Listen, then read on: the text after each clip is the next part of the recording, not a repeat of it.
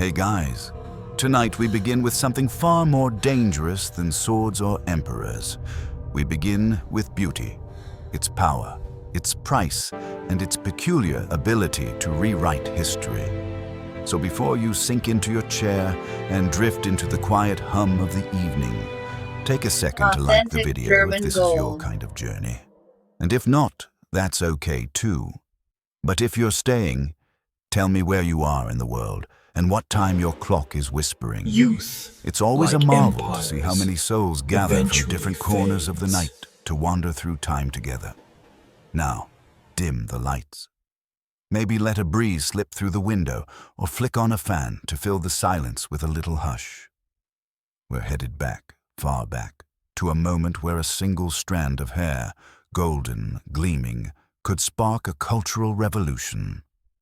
You see, Rome didn't fall in love with blondes at a marketplace. It happened in the wild, far beyond their marble baths and senate halls, on fields of mist and blood. When Roman legions trudged northward into the lands of Gaul and Germania, they expected chaos.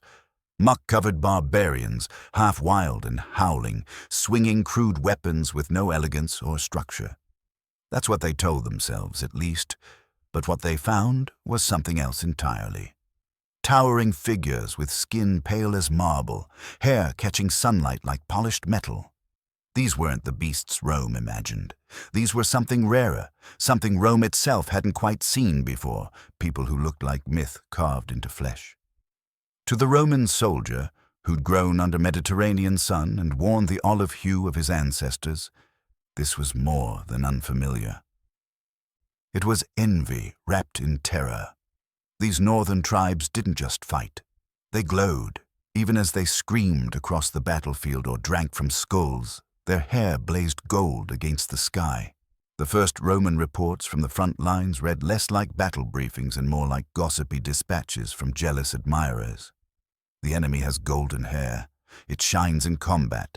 Send bleach urgently. That's where it began. Not with admiration, with obsession, because every empire eventually wants what it cannot grow. And Rome, whose arrogance was centuries in the making, had just stumbled upon a new prize. Not land, not resources, but something more intimate, something you could wear, blonde hair. Soon it wasn't just weapons and wine returning from the conquests. It was hair, cut from the heads of the vanquished, cleaned, perfumed, and sold in Rome's crowded markets like sacred relics. Blonde wigs became trophies, a new form of glory, stitched together from the scalps of those who once terrified the Republic. The ancient world's first luxury item wasn't silk or spice. It was authentic barbarian blonde. To own one wasn't just about looking beautiful. It was about power. It whispered, "My husband conquered the north, and I wear it atop my head." It was the Roman way, turn the enemy into fashion, and then pretend it was yours all along. Wigs became status symbols. The wives of senators strutted through courtyards, golden curls bouncing, each lock a silent reminder of a battle fought far away by a man whose name still echoed through the legions. Of course, the poor tried to follow. They always do. But when you can't afford victory, you manufacture the illusion. Homemade bleach recipes sprang up, equal parts desperation and chemical disaster. A mixture of wood ash, goat fat, and vinegar became the poor woman's answer to imported glamour. They smeared it on their scalps and sat in the sun, hoping for radiance. What they got instead was pain, patchy hair, and the faint scent of regret that clung like shame. Even the graffiti from the time, yes, ancient Rome had street art, mocked the results. Some women emerged glowing.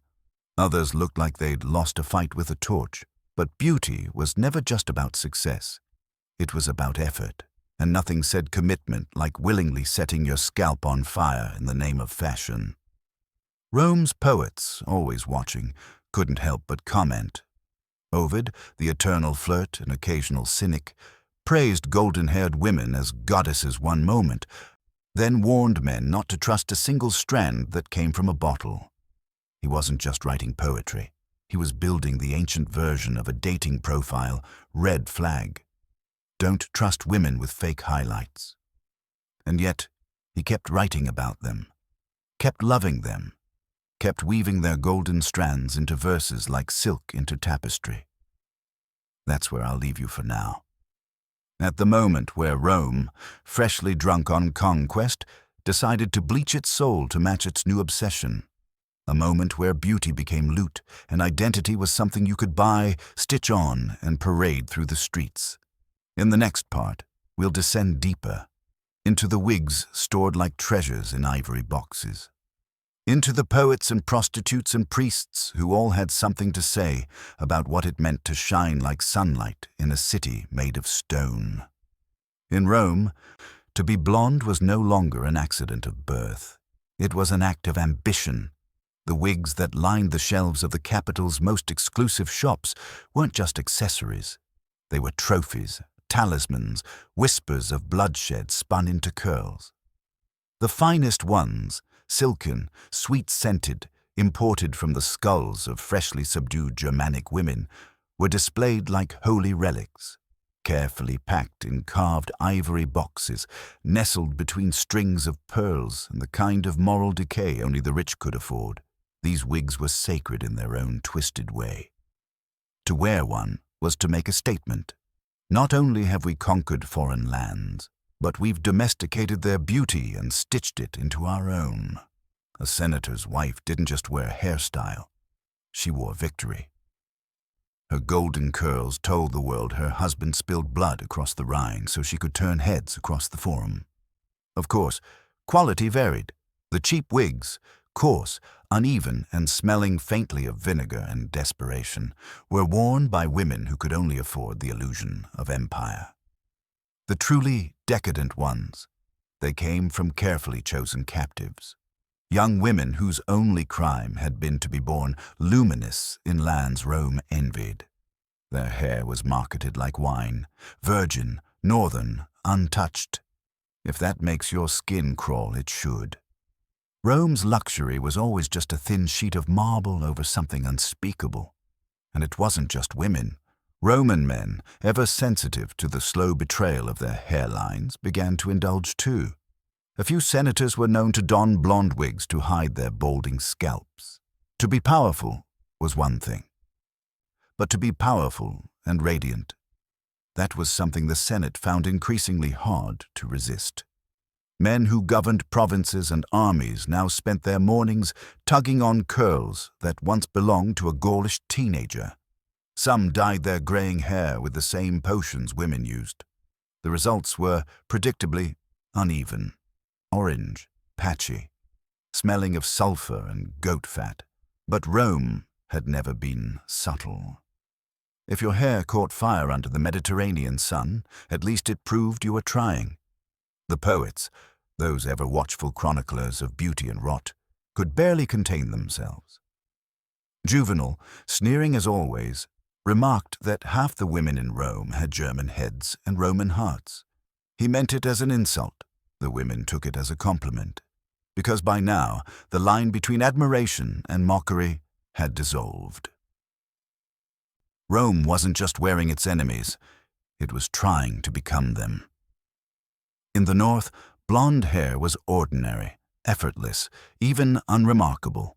It wasn't a symbol, it just was. But in Rome, it had become a performance, a shimmering signal of wealth and conquest. And like all things born from envy, it came at a cost. The formulas designed to simulate blonde hair were recipes for disaster. Wood ash burned, sulfur lingered, goat fat clung to the skin like regret. Women sat beneath the sun, scalps sizzling, hoping to emerge divine and often leaving with bald patches instead. Still, they did it, and kept doing it. Because in a city where appearance was currency, no one wanted to look like they couldn't afford the trend. Bald spots became badges of commitment. Pain was proof of fashion. The salons, cramped, smoky, and filled with the stink of vinegar and ambition, were temples to vanity.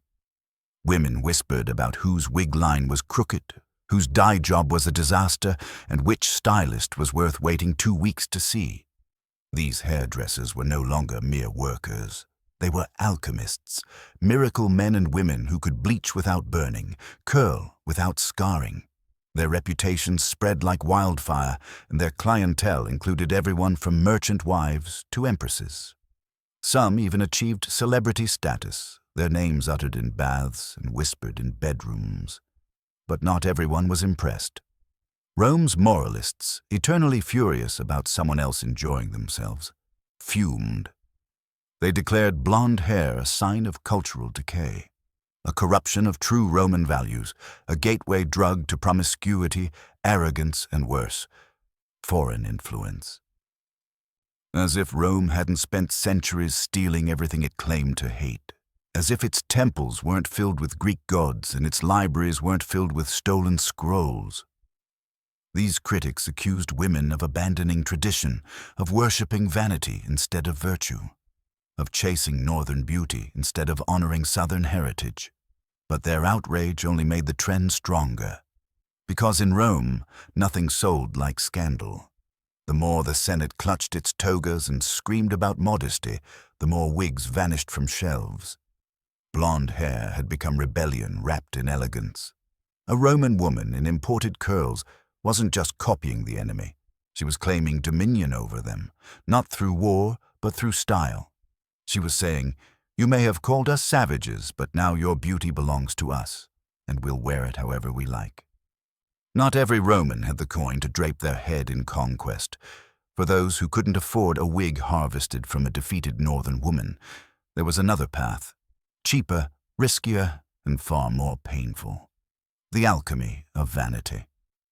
Roman beauty manuals, part gossip, part poison, were filled with recipes designed to summon gold from the scalp. These weren't gentle concoctions passed down with motherly care.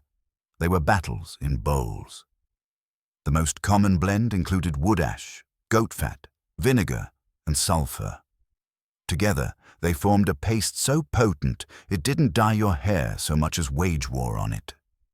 Women would lather their heads in this sizzling mixture and sit under the brutal sun, their skin prickling, their hair crackling. From a distance, it might have looked like a ritual of transformation. Up close, it was more like chemical warfare. Poets joked that the scent was the perfume of regret, and they weren't far off. The vinegar alone was enough to curl your nose, and the sulfur lingered on the skin like guilt. Still, for many, it worked. Not gracefully, not consistently, but it worked.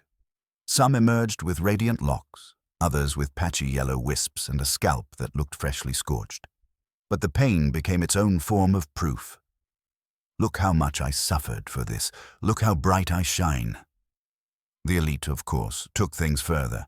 Imported powders from Germany, rumored to lighten hair without the sting, flooded the markets. They didn't work.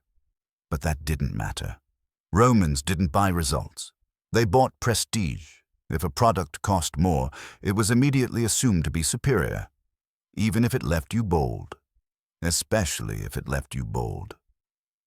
Soon, the public baths, once places of relaxation and quiet scheming, echoed with talk of hairdressers and dye formulas. Women gathered in steamy corners, discussing who had the most discreet stylist, whose wig line was slipping, who smelled faintly of goat and ambition. Stylists became minor celebrities. Some were whispered about with the same reverence usually reserved for generals or poets. If you found one who could lighten hair without peeling your scalp, you didn't share the name. You protected it like a state secret. Of course, the men had opinions. Roman poets had a long tradition of telling women how to behave while simultaneously worshipping everything they condemned. They praised golden-haired maidens in verse only to mock them for using dye.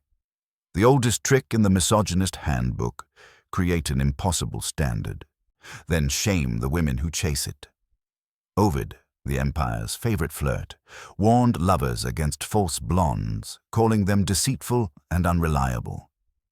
Naturally, this advice came from a man who was exiled for seducing the wrong wife. Moral consistency was not his strength. And yet Ovid couldn't help himself. He kept writing odes to these women, describing their hair as if it were spun from sunlight and temptation. He mocked their vanity but depended on it for poetry. He was, in every way, Rome's first beauty influencer, posting advice in verse form, dodging drama in the forums, and flirting his way into exile. Even as he was banished to the fringes of the empire, Ovid kept writing letters to the city he loved. In those letters, he pined not for friends or politics, but for the golden-haired girls of Rome. You can almost imagine him staring out across the bleak snows of the Balkans, sighing, "This would be more bearable if someone nearby had a decent wig." But the obsession wasn't just poetic. It was political. Rome had always known how to turn personal taste into imperial policy. And if the poets were singing of blondes, the empresses would soon be living it, none more boldly than Poppaea Sabina, second wife to Emperor Nero, a woman whose interests included luxury, survival, and not being murdered by her husband. At least, not right away. Poppaea wasn't born blonde, but she understood better than anyone that in Rome, gold was divine. If the gods wouldn't give her that color naturally, she'd find a way. Through wigs, imported dyes, and possibly sheer willpower, her hair gleamed like late afternoon wine, rich, soft, and blinding. Roman writers loathed how beautiful she was, which was usually a good sign that she was winning. Tacitus, never one to hide his grudges, described her as radiant but rotten, which is historians speak for "I'm furious she didn't notice me." Her beauty regimen became legend. It was whispered that she bathed in donkey milk, wore pearls dissolved in vinegar, and kept more wigs than the average soldier had swords. And yet, it wasn't just fashion. Every curl was a message. Every gleam of blonde was a reminder. I'm not just beautiful, I'm untouchable. The women of Rome took notice. Within months, the city transformed. Shops overflowed with bleaching agents, imported wigs and bronze mirrors polished to perfection. Pale skin and golden hair became the ideal. The empress had set the standard, and the rest of the city scrambled to catch up. The air filled with the smell of sulfur and ambition. But in Rome, nothing fashionable stayed safe for long. One day, you're the trendsetter. The next, your husband's accusing you of undermining his harp solo and ordering your death. According to legend, Nero struck Poppaea in a fit of rage, ending her life. Others claimed it was an accident, but in Rome, accident usually meant no one wants to get blamed. Even in death, she remained luminous. Statues of her showed blonde curls cascading like sunlight, untouched by violence, untouched by time. Her legacy wasn't political, it was aesthetic. She didn't just bleach her hair, she bleached history. And so, in typical Roman fashion, the trend outlived the woman. The look she popularized became immortal. And the message she left behind echoed in every glint of golden wig that fluttered through the forum. You can't conquer Rome, but you can bleach it. If there was one thing Rome did better than war, it was reinvention. And when it came to beauty, even the heavens weren't safe. Blonde hair had already swept through the marble streets and smoky salons of the empire. But Rome was never content with mortal trends. It wanted divine endorsement. And if the gods didn't come blonde, Rome would simply repaint them. Literally. Venus, that sultry queen of love, had once been imagined with dark curls and olive skin in her native Greek mythology. She was sensual, mysterious, a goddess of shadows and sea foam. But in Rome, her image began to lighten, curl by curl, portrait by portrait. By the turn of the century, frescoes showed her with sunlit tresses, soft gold halos framing her divine face. Not because the myths had changed, but because fashion had.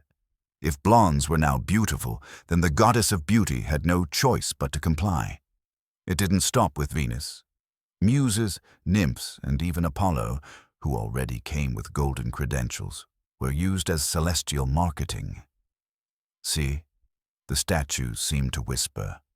Even the gods think blonde is better. It was theology by trend. A cosmic makeover designed to keep heaven in step with whatever was glittering at the emperor's court that season. And if you found yourself in a temple, asking Venus for luck in love while the woman kneeling next to you compared hair tones instead of prayers, that was Rome, where sacred oil came with a scent of vinegar and divinity was best served with perfect highlights. But not everyone was convinced. The moralists, Rome's eternal chorus of frowning old men, weren't having it. They lectured from podiums and scrolls, insisting that dark hair was the true mark of virtue. That modesty wore black curls, and blonde temptation was a foreign disease. Blondes, they declared, were lazy, lustful, and dangerously idle. In other words, fun. To them, the blonde craze symbolized everything wrong with the empire. It wasn't just about hair, it was about decadence, about women spending more time in salons than in temples, about citizens trying to look like the same people their grandfathers had fought to conquer. It was hypocrisy, and they knew it, but it didn't stop them from complaining. Seneca, the Stoic philosopher with a furrowed brow and a flair for judgment, probably stood in a courtyard somewhere preaching about inner virtue, while discreetly watching a pair of golden curls pass by. Juvenal, the patron saint of grumpy poetry, raged that foreign styles were corrupting Roman virtue. But if you read between the lines, you get the sense he noticed those blondes a little too often. Even Propertius, the eternal pessimist of love, warned that blonde women were deceptive. Which, let's be honest, sounds like the bitter sigh of a man who got dumped. But while the moralists ranted, the elites kept glowing. A senator's wife with imported blonde curls wasn't a rebel. She was a queen. She was saying, "My husband conquers nations, and I accessorize accordingly." Her hair didn't whisper rebellion. It declared dominance. It wasn't about looking foreign. It was about affording to look however she pleased. Meanwhile, the barbarians, those towering figures with natural gold in their hair and dirt on their boots, couldn't have cared less. They weren't reading Roman poetry. They were raiding forts and laughing over stolen wine. While Rome panicked about blondes in the bedroom, Germania sharpened its swords. And still, the wigs kept selling. The deeper irony was this: Rome, the eternal city, the grand master of law and civilization, had once labeled blonde hair as barbaric. Now it wore that same hair like a crown. The people it had ridiculed became its style icons. This wasn't just imitation. This was transformation, fashion as conquest, vanity as propaganda. Rome didn't just want to defeat you, it wanted to wear you. By now, even the gods had changed. Their statues gleamed with curls they never had. Temples sold oils, promising not just divine blessings, but lighter strands. A goddess's favor, bottled and perfumed. And no one questioned it.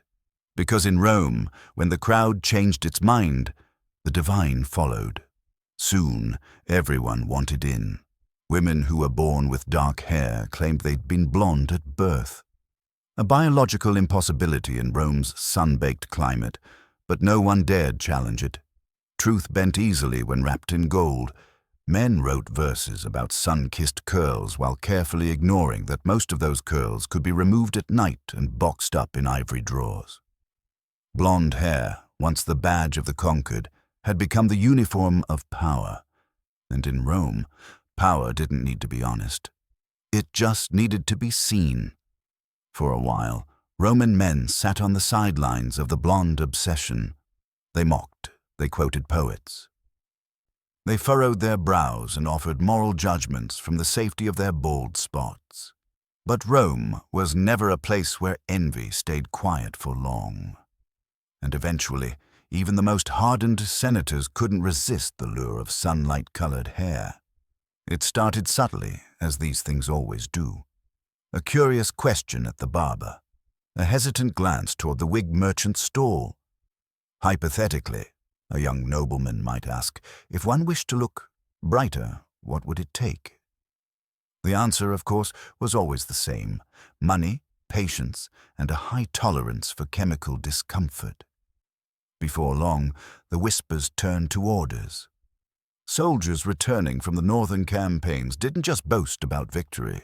They spoke of the women, tall, fierce, and golden as dawn. Their descriptions hung in the air like perfume, and soon every barber in the city was fielding requests from men eager to look like the enemies they had barely defeated. At first, it was the vain, the poets, the sons of merchants, the idle youth lounging in the baths. These were the men who spent more time grooming than training, more effort on their curls than on their swords.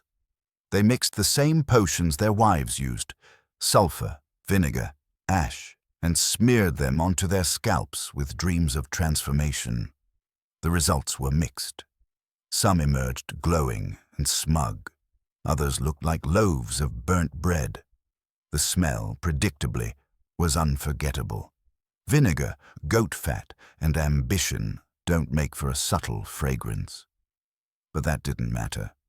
What mattered was the shine. What mattered was the illusion. Even the older generation, those grizzled veterans and stoic senators, began to dabble. A graying beard tinted gold here, a bald patch covered with imported curls there. Rome, after all, was a place where appearances mattered more than truth. Baldness, in particular, was a Roman curse. It was a visible reminder of age, of decline, of the unstoppable march of time. Julius Caesar, for all his power and glory, famously combed his thinning hair forward in a desperate attempt to mask it. If bleach had been available, he'd likely have dipped his head in a cauldron before addressing the Senate. Vanity was universal, and Rome never met a fantasy it couldn't sell. Barbers, once humble craftsmen, now became political allies. A senator might spend the morning delivering a speech on discipline and restraint, then spend the afternoon begging his stylist to adjust his wig line before the next banquet. Imported powders from Germania were brushed onto scalps with reverence, as if barbarian hair held the secret to eternal youth. And of course, the critics screamed. The same moralists who had lamented women's vanity now declared that civilization itself was crumbling under the weight of bleached masculinity. "Men are becoming women," they cried, their voices rising with panic. As if that hadn't been happening since the invention of wine and scented oil. But the truth was simpler and far more Roman. Vanity, like conquest, was contagious. Even the gladiators joined in. Warriors of the arena, brutal and adored, began lightening their curls to catch the torchlight as they fought. Shimmering locks clashed with bronze helmets. Blonde hair became a weapon of spectacle, another way to dazzle the crowd, to distract from the blood. Because nothing says masculine rage like a perfectly tinted fringe under the moonlight. By the reign of Emperor Commodus, the transformation was complete. Beauty was no longer just a feminine performance. It was imperial policy. The boudoir and the battlefield had become mirrors of each other, and everyone, from empresses to executioners, was reaching for the same golden hue. Rome had conquered the world, but now it was trying to conquer age, imperfection, and time itself. And the war was being fought on the scalp. Half the city soaked in vinegar and sulfur, hoping to emerge gods. The other half watched, scoffing in public, experimenting in private. Because in a city built on illusion, no one wanted to be seen without the proper shine. And that, more than any law, any conquest, or any poem, was the truth of Roman masculinity. Leather sandals, molten pride, and a faint smell of regret curling up from the scalp. By the time Rome reached its imperial crescendo, blonde hair had ceased to be just a symbol of conquest or vanity. It had become something far more profitable. Enter the courtesans. Not the modest lovers of poetry or romance, but the scandalously elegant professionals of Roman nightlife, the entertainers, the companions, the whispered names behind locked doors. These women didn't just trade in beauty, they traded in spectacle. And in Rome, nothing caught the eye like a glimmer of gold. Many of these women weren't Roman by birth. They were Gauls, Germans, Syrians, brought to the city by chains or coin, conquest or contract. Their naturally lighter hair was exotic, coveted, and immediately marketable. Where Roman matrons bleached and burned for the shade, these women simply let the torchlight find them. In smoky rooms and marble villas, their golden locks shimmered like promises no law could enforce. It wasn't long before Roman-born courtesans followed suit. The wealthy imported wigs from Germania, the poor scorched their scalps into submission. Either way, the result was the same. Sunlight on the head, fire in the eyes, a calling card in color. Blonde hair became a signal. I'm available, desirable, and far beyond your moral reach. In the dim alleys of the Subura, Rome's notorious pleasure district, the air smelled of perfume, sweat, and faintly of sulfur. Flickering lamps illuminated wigs perched atop women who had long since learned that to be noticed was to survive. Blonde was not just beautiful, it was strategic. It was neon in a world before electricity. And as always, respectability panicked. The noble women of Rome, those who scowled at courtesans in public and envied them in private, began to copy them. Subtle at first, a lighter streak here, a different powder there. But it didn't take long before senators' wives started showing up at feasts with hair several shades too bold to be natural. The transformation was quiet, hypocritical, and completely Roman. Of course, this didn't go unnoticed. Poets and satirists pounced like jackals. Juvenal, the grumbler-in-chief of ancient literature, sneered that you could spot a prostitute by the yellow on her head. He meant it as condemnation. Roman women heard it as confirmation. Because in a city where power and sex had always danced arm in arm, being mistaken for a courtesan wasn't shameful. It was aspirational. Blonde hair had crossed a line. It wasn't just conquest, it wasn't just trend, it was business. Some courtesans became so famous for their golden manes that their wigs were named in poems. Men composed verses not to the women, but to their detachable hair. Others hosted salons where politics and poetry mingled with wine and whispers. A few grew wealthy enough to outlive the men who paid for them. They weren't victims of fashion, they were its inventors. Entrepreneurs in a world that claimed to scorn them, but quietly copied everything they did. Still, society condemned them. It always did. The same senators who passed modesty laws spent their nights beneath blonde curls and perfumed skin. The same priests who preached restraint watched those curls bounce through the streets with barely disguised admiration. Rome moralized by day, moisturized by night. It was hypocrisy. Lacquered in perfume and dipped in goat fat, and nothing embodied that contradiction more than the blonde courtesans of the empire. They were goddesses, villains, survivors, symbols. They were adored, mocked, blamed, and imitated. Their beauty wasn't just skin deep, it was strategy, armor, legacy. They turned their hair into flame and watched the city burn around them. Every Roman trend, no matter how frivolous or fabulous, eventually collided with the same immovable force, the moralists.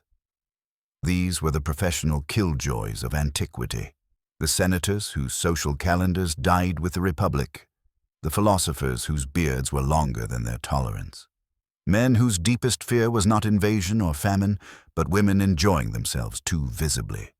And so, when the blonde craze reached its golden peak, they declared war. Not a real war, of course. Rome reserved those for provinces and uprisings.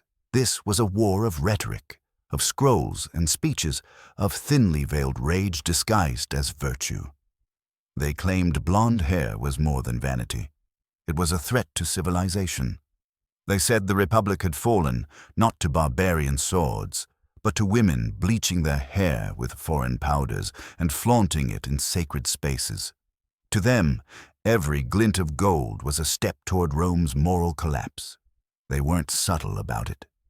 Juvenal, never one to whisper, wrote that blonde women were deceitful, lustful, and spiritually hollow, code for fascinating, independent, and unwilling to apologize. He fumed that women spent more time before mirrors than at temples, as though the gods were keeping attendance and filing complaints.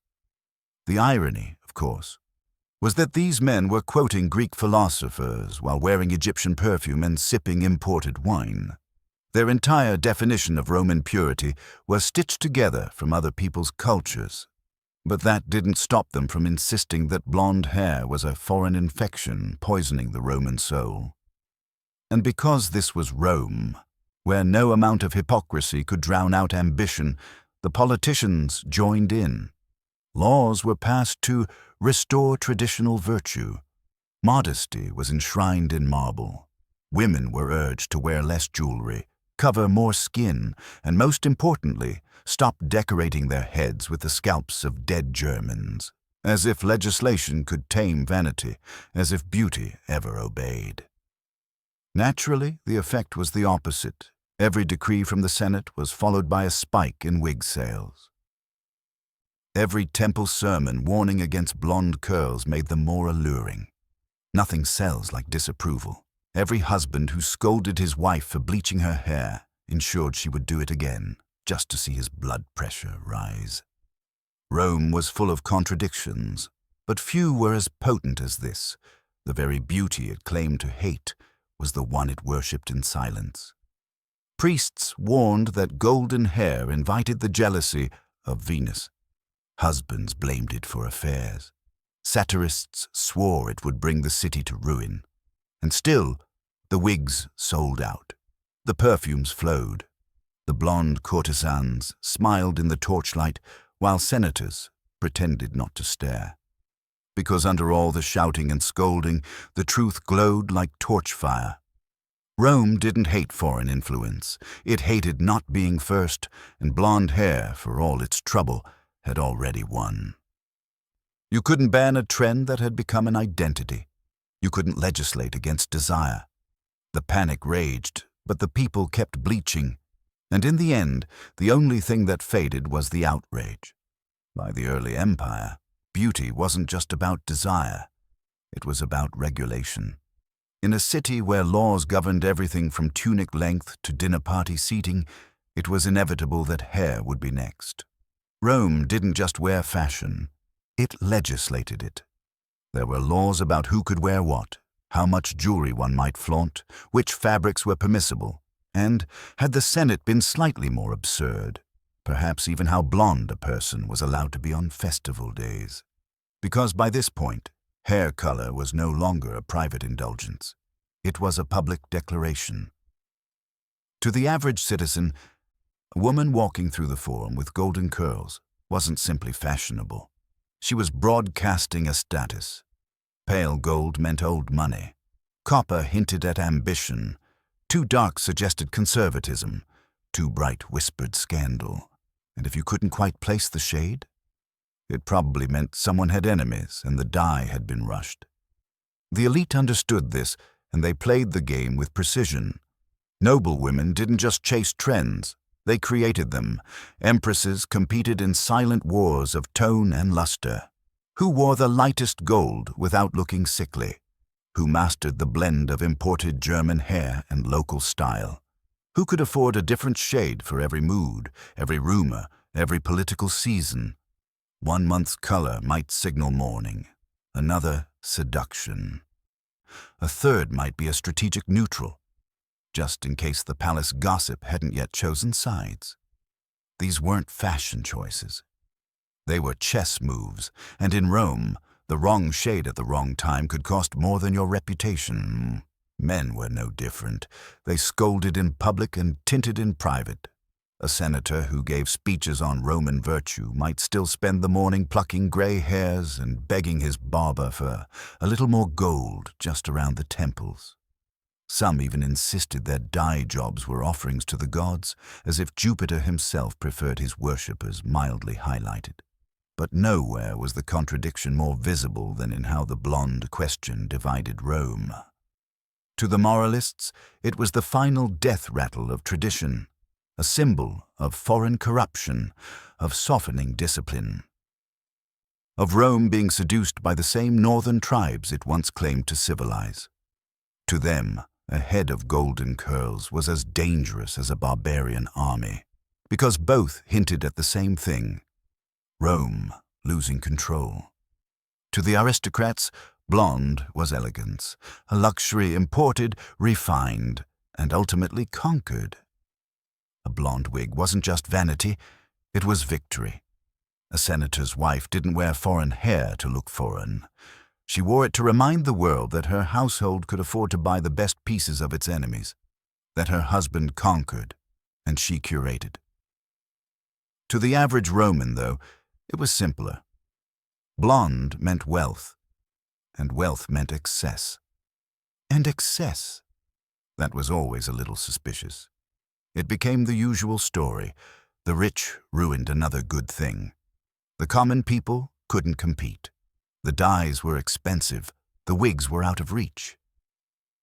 And the ones they could afford either burned their skin or left them looking like something the gods forgot to finish. So the streets filled with whispers. Who bought what? Who wore whose scalp? Who changed colors too quickly? Because in Rome, every curl was a rumor. Every shade a signal. Every powdered strand of hair told a story. Sometimes of love, sometimes of scandal, often of ambition. And by this point, the real battles weren't being fought on distant borders or inside marble palaces. They were fought in front of the mirror. If Rome had a national emblem, it wouldn't be the eagle. It would be a blonde wig. By the height of the empire, hair had become more than style. It was commerce. An industry, occasionally even a war crime. The trade in wigs was so vast, so systematized, that it stretched across provinces and cultures. And at its heart was a single shimmering desire, to wear beauty that you could not grow yourself. Most of this beauty came from Germania, the damp, forested north, where people were taller, paler, and, most importantly, naturally blonde. Of course, they weren't volunteering their hair. They were conquered, captured, shorn like livestock. Their braids were cut as trophies on the battlefield, then washed, perfumed, and bundled into carts headed for the capital. In Roman markets, these bundles sold for a small fortune. The richer the buyer, the lighter the shade. The softest hair fetched the highest prices, and the term premium virgin locks wasn't marketing hyperbole. It was a grim reality. One wig could cost more than a small farm, and sometimes that's exactly how it was paid for. A rural estate traded for a few ounces of golden hair. In salons across the city, aristocrats bragged about owning authentic German blonde, as if it were a fine wine or a sacred relic. Some women even had their wigs oiled with olive and wine, as if Roman refinement could seep into the strands by proximity. It wasn't vanity, it was ownership. To wear a wig from Germania was to wear victory itself. Every curl was a captured flag, every braid a declaration. It was conquest made fashionable. Rome didn't just defeat people, it wore them. It turned their identity into costume, their appearance into adornment. And this went far beyond women.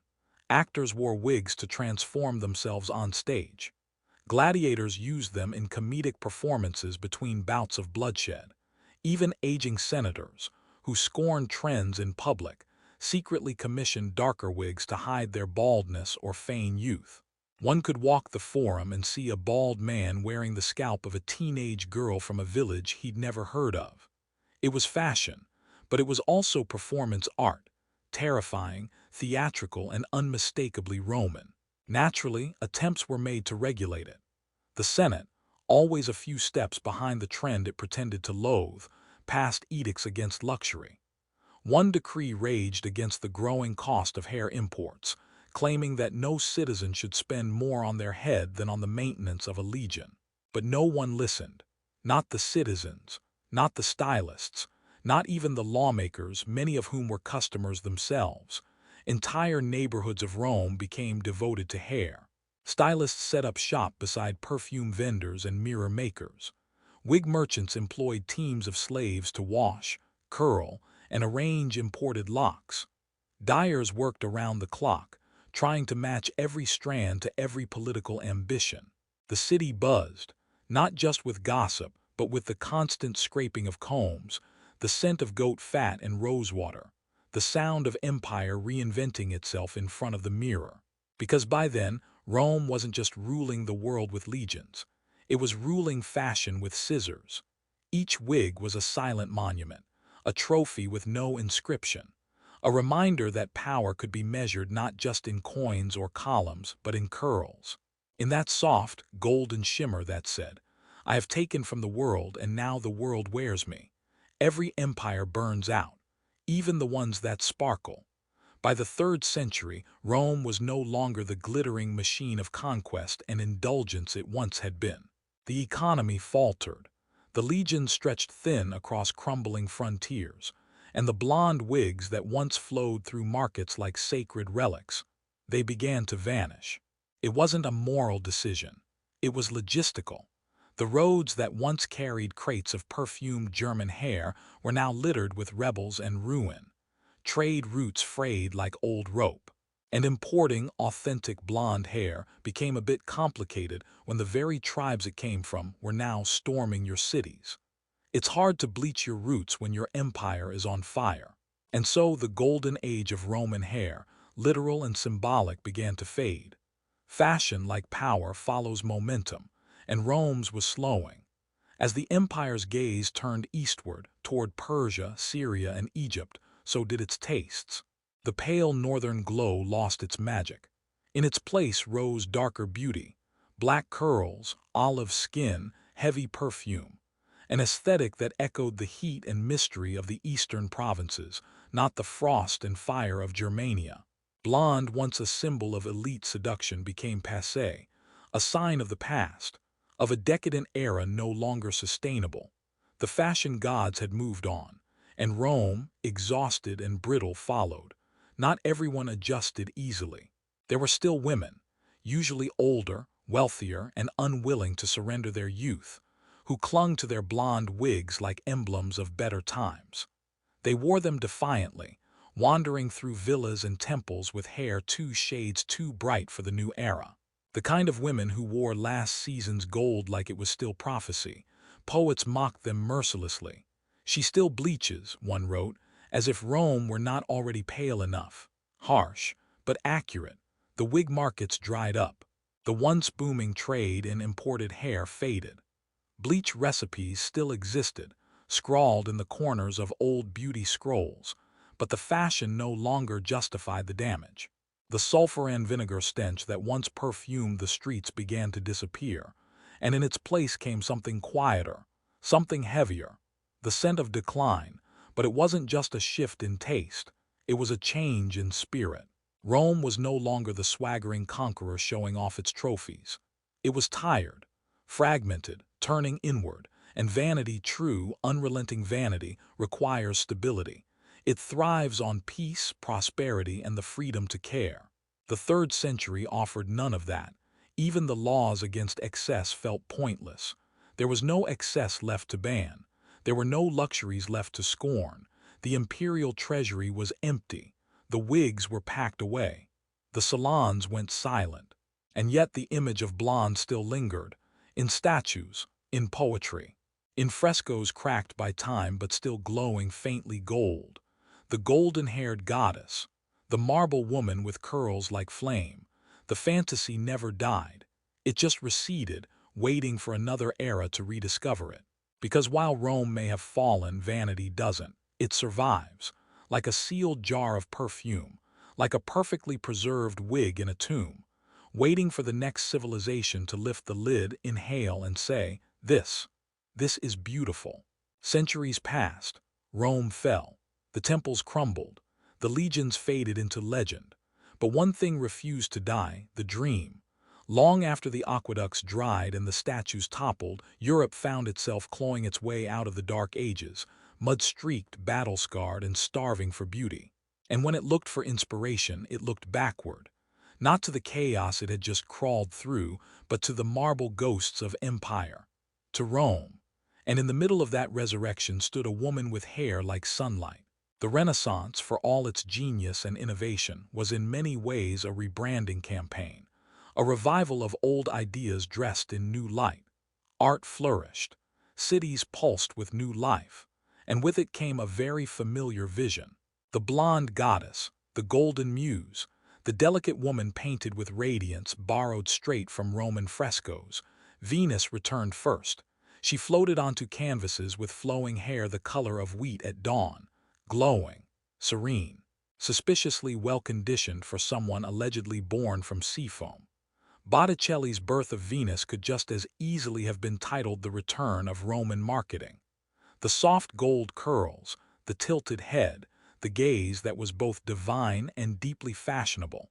It was Rome's Venus, remastered in oil and tempera. Even the church, once hostile to vanity, adjusted its aesthetic. Saints, angels. The Virgin Mary herself began showing up in stained glass and scripture with honey-colored locks. The divine had gone platinum. And God, it seemed, had excellent taste. In illuminated manuscripts, Eve, bearer of sin, was usually dark-haired. Mary, vessel of salvation, blonde. Subtle, wasn't it? But it wasn't just religion. Across Europe, golden hair became shorthand for purity, grace, and unattainable perfection. Traits the Romans once associated with their conquered enemies were now stitched into royal portraits and wedding tapestries. The logic was the same. If beauty means power, then the most powerful must also be the most beautiful. And in this era, beauty glowed pale and gold. History didn't just repeat itself. It rebranded. The Roman beauty myth had simply migrated, slipped quietly into the bloodstream of European identity. Renaissance poets echoed Ovid's contradictions, praising golden-haired lovers while warning against their deceit. Painters captured every curl like a prayer. And all the while, noblewomen across Italy and France sat under the sun with bowls of sulfur and ash, slowly bleaching their hair in the name of holiness. Because yes, the methods hadn't improved. Only the messaging had. These women weren't just chasing fashion. They were becoming art. They were muses and madonnas, queens and sinners, each curl a negotiation between flesh and expectation, between who they were and what the world wanted them to look like. The Romans might have been gone 1,000 years, but their fantasies still sparkled, on canvas, in salons, in scented oils. They had done the impossible. They had colonized beauty itself. Because while empires crumble, ideals endure. And the Roman ideal, glowing golden, impossibly flawless, just a little bit fake, that one never left. It just changed outfits. By the later centuries of Roman rule, beauty had become something far more strategic than ornamental. Hair, skin, fragrance, posture, all had evolved into silent languages of power, each gesture carefully calibrated to send the right message to the right eyes. And the message was always the same: I belong to a class above you. Blonde hair, by now, had moved beyond scandal and into the realm of visual politics. It wasn't just for courtesans, empresses, or poets' fantasies anymore. It had become a cipher, an emblem that communicated class, ambition, and alignment. Walking through the Roman Forum was like walking through a living social chart. Every head was a signal. The more golden the locks, the closer you were to influence. Not necessarily virtue, not even power, but influence. The kind that opens doors and silences accusations. And yet, the most fascinating thing wasn't how Rome wore its beauty. It was how Rome weaponized it.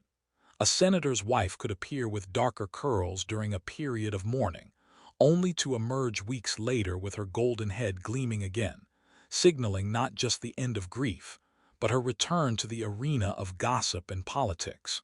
A young heiress might choose a soft copper tint, instead of brilliant blonde, a subtle declaration of restraint, of youthful modesty that played well in marriage negotiations. Meanwhile, a rival might arrive at the same feast glowing like the sun itself, daring the room to look away. Blonde wasn't a color anymore. It was an argument, a rhetorical flourish in hair, a whisper of seduction or challenge or wealth, depending on how the light caught it. And then there were the shifts in tone for the men. Blonde curls had once marked the naive, the vain, the foppish. But now they started creeping back into masculine fashion, not just among actors and gladiators, but in the upper crust of patrician society. Gray temples were dusted with golden powder before state banquets. Ambitious governors arriving from the provinces sought out northern stylists to add just enough foreign shine to distinguish themselves from the Senate's aging corps. Youth, after all, was its own kind of armor. Meanwhile, street performers and theater actors exaggerated the trend, using ridiculous blonde wigs to parody the elite. In plays, the caricature of a rich, foolish man often wore a wig several shades too bright. The audience laughed, not because they found it unrealistic, but because it was too familiar. Rome had become a society where everyone was pretending to be younger, pretending to be richer, pretending to be more Roman than they actually were.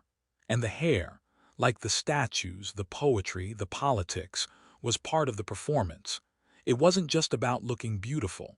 It was about signaling you belonged in a world built on myth.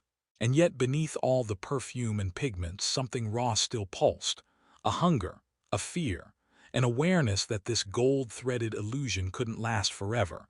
But Rome wasn't ready to let it go. Not yet. By the time Rome had stretched its arms across 3 continents, beauty was no longer merely mortal. It had become ritual, a kind of theology you could wear on your skin, thread through your hair, or bottle in a vial of oil. In temples, in shrines, in marble halls scented with myrrh and ambition, gods began to resemble the people who prayed to them, or perhaps more accurately, the people wished to resemble their gods. But which came first, the curl or the crown? As Rome's obsession with golden hair burned through salons and palaces, its mythology began to shift with it. The old Greek goddesses, once olive-skinned and dark-haired, began to shimmer with imperial sheen. Venus, already Rome's chosen icon of love and sensuality, underwent a transformation that felt less like reverence and more like rebranding. No longer the dusky, sea-born deity of Hellenic myth, she was repainted with golden tresses and glowing skin. Not because the stories had changed, but because the forum had. The gods were catching up to what the salons had already decided. Blonde was divine, and so the heavens were dyed. Frescoes depicted muses with hair like firelight. Statues showed nymphs with long, flowing gold, their features softened into the same aesthetic Rome worshipped in its courtesans and noblewomen. Even Apollo, god of light, music, and the arts, was held up as celestial justification. Look, the whisper went, the gods prefer gold. It's not vanity, it's piety. And temples took notice. Charms appeared in marketplaces, small and carefully packaged, claiming to brighten the spirit and the strand. Oils that had once been used for anointing were now used for highlighting. Incense, once meant to call upon gods, doubled as perfume for the wig room. Religious devotion and personal appearance were no longer separate acts. They were tangled together like hair around a comb. To pray while your dye set wasn't hypocrisy. It was multitasking, and the ridiculous, as it often does in Rome, became sacred. Women began claiming they were born blonde, even if their skin tone and ancestry betrayed the truth. Some even insisted it was a mark of divine favor. The climate made this laughable, of course. Rome's sun was no friend to fair pigmentation, but truth in Rome was always negotiable, especially when beauty was involved. And so the temples filled with whispers and wigs. The divine shimmered in curated light. A statue of Venus, painted with golden highlights, presided over altars where women prayed for love and asked each other where they had found their latest bleach powder. Men, too, turned faith into a mirror. They pointed to statues, to poems, to gods with curls and glow, and insisted their own grooming habits were not indulgence, but reverence. I tint my hair for Apollo, one might say, his scalp still tingling from a morning of sulfur and goat fat. The divine had become an excuse, or perhaps a direction. In Rome, to beautify the body was not vanity. It was liturgy. A woman who adorned herself in gold wasn't chasing pleasure. She was aligning herself with heaven. A man who smoothed perfume into his beard wasn't being vain. He was harmonizing with the music of the cosmos. At least that's what the poets claimed, and the barbers naturally agreed. But underneath this aesthetic theology something else stirred. A fear. Because if beauty was divine, what did it mean to age, to wrinkle, to gray? If youth and gold were sacred, then what was left for the rest? And so the city of gods and conquerors became a place obsessed with surfaces, not because it was shallow, but because it was afraid of what lay beneath. Rome had begun to polish its own myth to such a shine that no one dared look too closely.